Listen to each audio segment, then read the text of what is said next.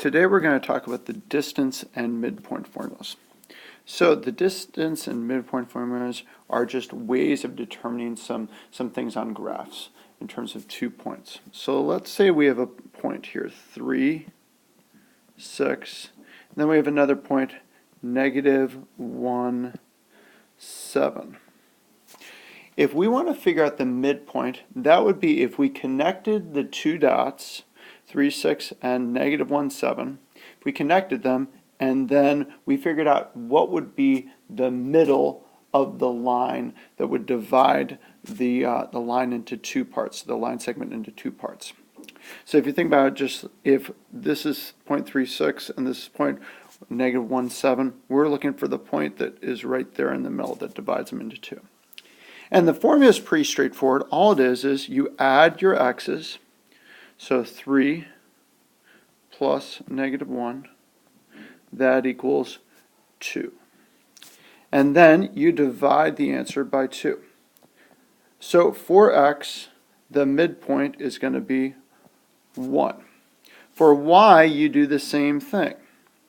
6 plus 7 equals 13. And then you divide by 2. 13 divided by 2 is going to be 6.5, or 6.5.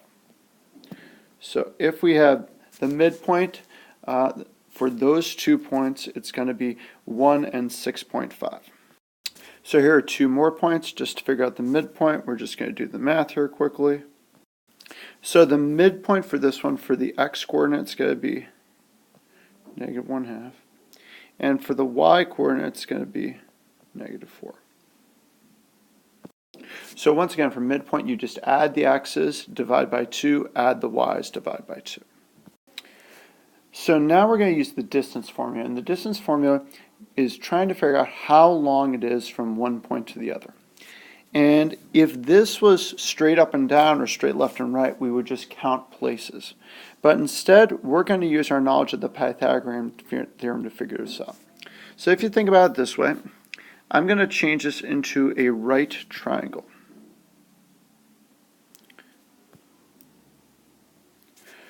Okay, so now I can count. It's 1, 2, 3, 4, 4 down. That's that red part. And from the left to the right, the blue is going to be 1, 2, 3, 4, 5, 5. So I know, based on my understanding of the Pythagorean theorem, that I know the legs, 4 squared plus 5 squared, is going to be equal to this distance here, which we're going to call c, is equal to c squared.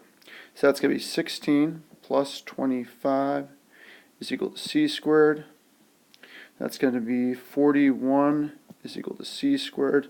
So c is going to be equal to the square root of 41. And it's only going to be positive.